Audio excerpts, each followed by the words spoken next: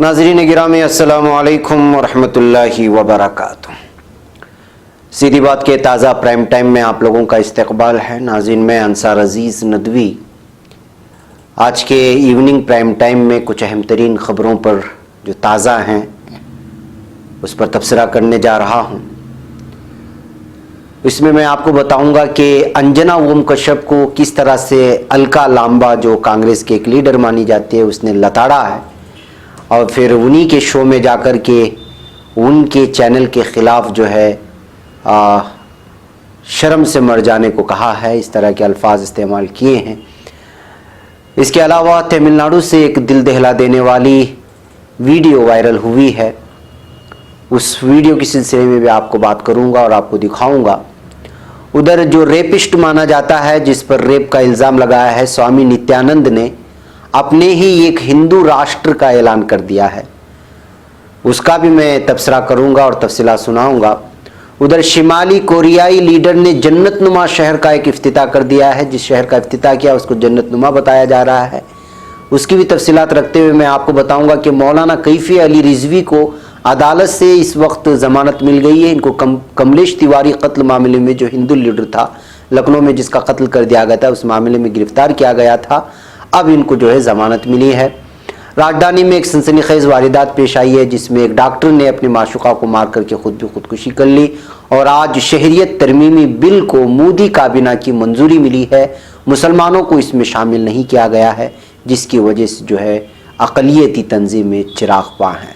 भाई सारी तफसीलात मैं आप लोगों के सामने रखूँगा। उससे पहले आप लोगों से दरख्वास्त है कि जिन लोगों ने हमारे चैनल को सब्सक्राइब नहीं किया है फौरी तौर पर कर लें और हमारे इन वीडियोस को दूसरों तक पहुंचाने में हमारी मदद करें और हमारे 1 मिलियन सब्सक्राइबर्स के मिशन में शामिल होकर के ज़्यादा से ज़्यादा अपने दोस्तों अहबाब को, अपने चाहने वालों को इस सीधी बात से जोड़ने की कोशिश करें और उन तक सच्ची खबरें पहुंचाने में, आप भी पहुंचाने में हमारी मदद करें। नाज़रीन आइए सबसे पहले मैं आपको अंजना ओम कश्यप और अलका लांबा की ये वीडियो सुनाता हूँ जो बहुत ही ज़्यादा इस वक्त वायरल हो रही है सोशल मीडिया में। और एक मरतबा फिर अपने ही शो में मुंह की खानी पड़ी है अंजना ओम कश्यप को, जिसके बारे में बहुत सारे सोशल मीडिया में आते हैं कि ये बीजेपी की तर्जुमान है। न जाने अलग अलग इन पर इल्ज़ामात लगते हैं। सोशल मीडिया पर इनकी लगातार खिंचाई होती चली जाती है। अब अलका लांबा ने जो इनको लताड़ा है उसको इस वक्त जो है इस वीडियो को कट करके ट्विटर में और फेसबुक वगैरह में बहुत ज़्यादा शेयर किया जा रहा है। आप इसको देखें। तो नाज़रीन आपने इस वीडियो को देखा। आइए एक और वीडियो बताता हूं मैं आपको। ये है तमिलनाडु की वीडियो। ये हमारे हिंदुस्तान की एक ऐसी तस्वीर बताती है जिसमें तरक्कियात पूरी तरह से वोंदे मुँह पड़ी नज़र आती है। जो लोग इस बात का दावा करते हैं कि यहाँ तरक्कियात हो रही है। ये तमिलनाडु के एक इलाके की है। इसमें एक हामिल औरत को साड़ी में बांध करके दोनों मर्दों के कंधे पर ले जा रहा है। रास्ते दुरुस्त ना होने की वजह से एम्बुलेंस जो है उनके घरों तक नहीं पहुंच पाई, तो 6 किलोमीटर दूरी तक इन लोगों को जो है इसी तरह लाना पड़ा।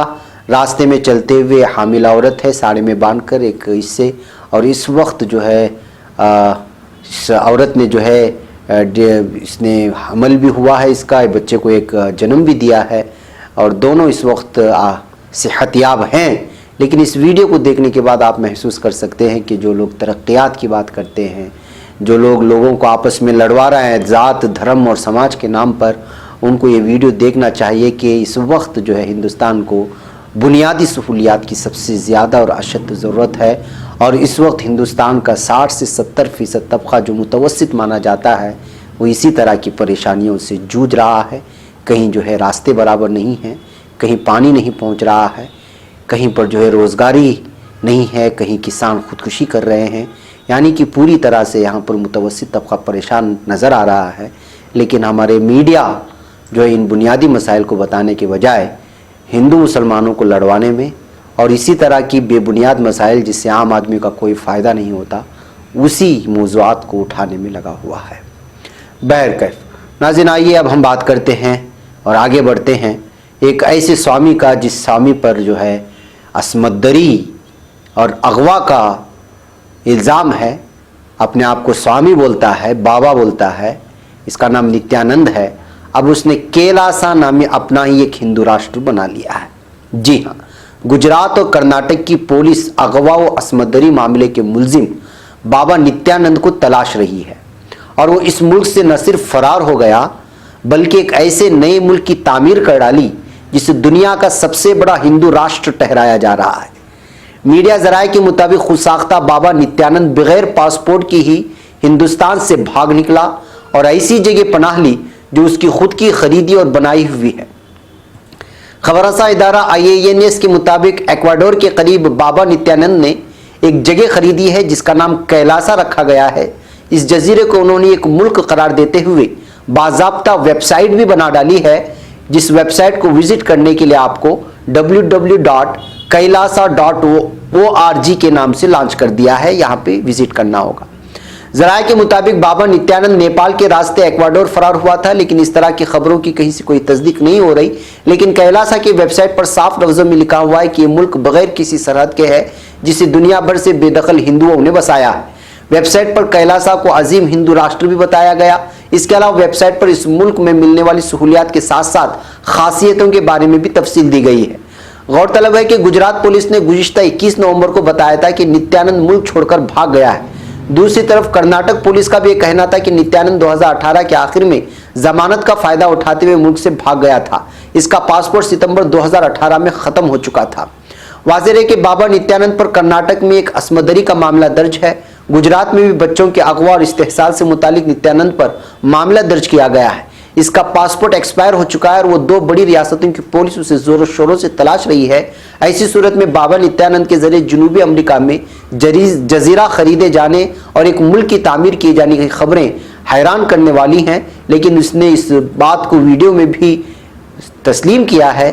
तो इस बात से एक जानिब महसूस होता है कि किस किस तरह के लोग और किस किस तरह के बाबा आ रहे हैं जो खुद साख्ता हिंदू राष्ट्र भी बना रहे हैं।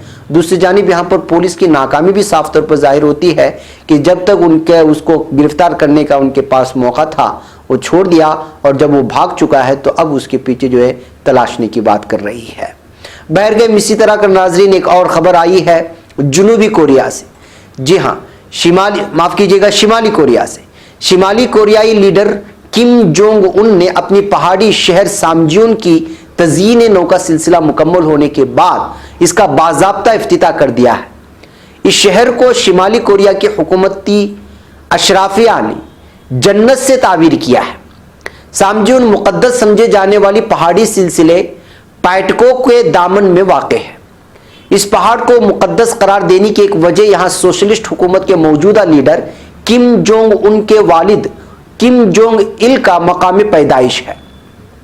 कम्युनिस्ट हुकूमत सामजियोन को जदीद और तरक्की याफ्ता तहजीब का एक निशान करार दे रही है। इस शहर के इफ्तिताह की तकरीब पीर 2 दिसंबर की शाम मुनक़िद हुई थी। इफ्तिताही तकरीब के मौके पर शानदार आतिशबाजी का मुजाहरा भी किया गया।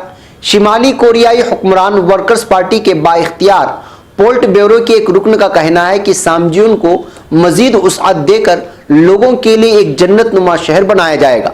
शिमाली कोरियाई सरकारी न्यूज़ एजेंसी ने इस शहर के बारे में चंद तफसीलात जारी की हैं। उनके मुताबिक इसमें तकरीबन 4000 ख़ानदानों को रिहायशी सहूलत फराहम की गई है। सामजियोन में एक बड़ा अस्पताल, सकाफती सरगर्मियों का मुकम्मल इंतज़ाम होने के साथ साथ स्केटिंग का मकाम भी बनाया गया है। सामजियोन को पहाड़ों में एक जदीद शहर लेकिन सोशलिस्ट छतरी तले कायम किया गया है। दूसरी जानिब जनूबी कोरिया में शिमाली कोरियाई मुहाजिरीन के इंटरनेट अखबार द डेली एन के में शाये एक रिपोर्ट में बताया गया है कि कम्युनिस्ट हुकूमत ने सामजियोन में जदीदियत का रंग पैदा करने के लिए वहां की रिहायशियों को जबरी बेदखल कर दिया था। इसी शहर के कई लोगों से नई तामीर के लिए जबरी मशक्क़त भी ली गई। इसके अलावा कई दूसरे इलाकों से भी मजदूरों को तामीराती काम के लिए ज़बरदस्ती यहाँ पर लाया गया था। बहरकैफ जनूबी कोरिया और शिमाली कोरिया के आपसी इल्ज़ामात लगे ही रहते हैं, लेकिन इस शहर के बारे में बहुत सारे मीडिया ने शाये किया है कि एक बहुत खूबसूरत शहर यहाँ पर बनाया गया है और इसी के इफ्तिताही मौके पर इसको जन्नत नुमा शहर का जो है नाम दिया गया है। बहरकैफ नाज़रीन, आइए अब हम बात करते हैं कमलेश तिवारी के कत्ल के मामले में गिरफ्तार शुदा मौलाना कैफी अली रिजवी को जिनको जमानत मिली है। जी हाँ, हिंदुत्व लीडर कमलेश तिवारी कत्ल मामले में एक बड़ी खबर सामने आ रही है। मीडिया जराये के मुताबिक इस कत्ल मामले के मुलजिमीन की मदद करने के इल्जाम में गिरफ्तार किए गए बरेली के मौलाना कैफी अली रिजवी को चीफ जुडिशियल मजिस्ट्रेट कोर्ट ने जमानत दे दी है। इंचार्ज सीजेएम सुदेश कुमार ने 20-20 हजार रुपए की 2 जमानतों और निजी मचलकों के दाखिल करने के बाद मौलाना कैफी अली को रिहा करने का हुक्म दिया। काबिल जिक्र है कि मौलाना कैफी अली रिजवी पर इल्जाम है कि उन्होंने 18 अक्टूबर 2019 को कमलेश तिवारी का कत्ल किए जाने के बाद अहम मुल्जिम अशफाक और मोइनुद्दीन को अपने घर में पनाह दी थी। साथ ही मौलाना कैफी पर मुल्जिमीन को माशी मदद के साथ साथ इलाज कराने का भी इल्जाम आयद किया गया है।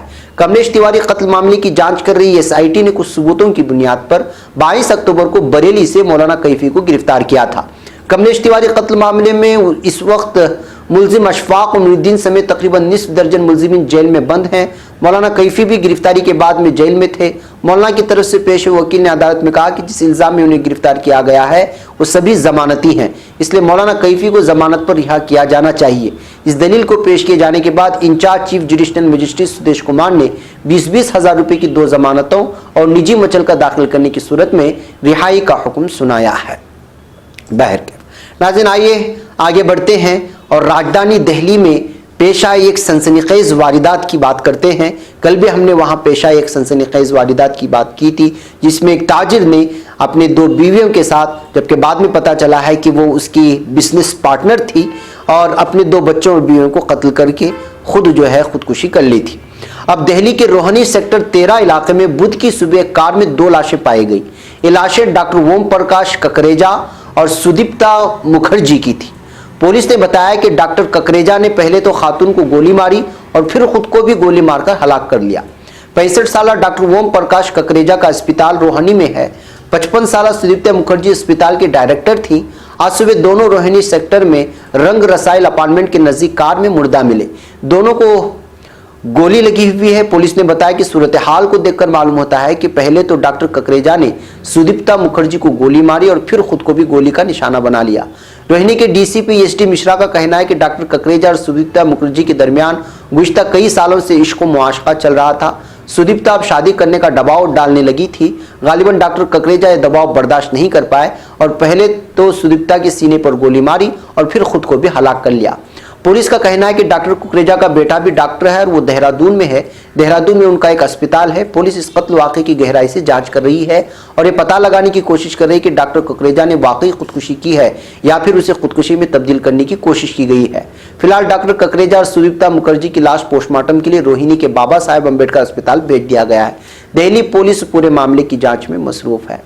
बैकअप नाज़रीन, दिल्ली जैसे शहर जो एक मसरूफ तरीन शहर है और मुल्क हिंद का मरकज़ी शहर है, राजधानी है, ऐसी जगहों पर इस तरह की खबरें लगातार आती जा रही हैं, जिससे अंदाज़ा लगाना आसान हो जाता है कि किस तरह से इस वक्त इंसानियत डिप्रेशन का शिकार है। अपने आपसी मसाइल और ज़िंदगी के मसाइल से जूझ कर कोई ख़ुदकुशी कर रहा है तो कोई दूसरे को कत्ल करने पर मजबूर होता हुआ जा रहा है। नाज़रीन, आइए आज की आखिरी खबर मैं आप लोगों के सामने रख दूँ प्राइम टाइम की, और वो है शहरियत तरमीमी बिल में मुसलमानों को शामिल न करने की बात। मरकज की मोदी काबीना ने बुध को शहरियत तरमीमी बिल 2019 को अपनी मंजूरी दी थी, यानी आज। ये बिल अगर पार्लियामेंट में पास होकर कानून बन गया तो फिर पाकिस्तान, अफगानिस्तान और बांग्लादेश में जुल्म के शिकार हिंदू, ईसाई, सिख, पारसी, जैन और बुद्ध मजहब के लोगों को हिंदुस्तान की शहरियत दी जा सकेगी। शहरियत हासिल करने के लिए इन लोगों को कम से कम 6 साल हिंदुस्तान में गुजारने पड़ेंगे। शहरियत तरमीमी बिल से पहले शहरियत हासिल करने के लिए हिंदुस्तान में रहने की मुद्दत 11 साल की थी। यह बिल इसलिए लाया जा रहा है कि ताकि चुनिंदा तबकात के गैर कानूनी मुहाजिरों को शहरियत दिलाने की सिटीजनशिप एक्ट 1955 में तरमीम हो सके। इस बिल में मुसलमानों को शामिल नहीं किया गया है, जिसकी खबर सुनकर अपोजिशन, अक़लियती इदारों और दीगर कुछ तंजीमों ने मरकजी हुकूमत को तनकीद का निशाना बनाया है। उन्होंने बिल की मुखालिफत इसलिए भी की है कि आइन के खिलाफ है, क्योंकि आइन मजहब की बुनियाद पर किसी शहरी से तफरीक नहीं करता। इस बिल का Congress, Trinamool Congress, DMK, Samajwadi party, RJD और बायां महाज जैसे अपोजिशन पार्टियों के जरिए जोरदार तरीके से मुखालिफत करने के साथ साथ इलाकाई पार्टियों ने भी इस पर एतराज दर्ज कराया है। शिमाली मशरिक में भी इस बिल की जबरदस्त मुखालिफत हुई है।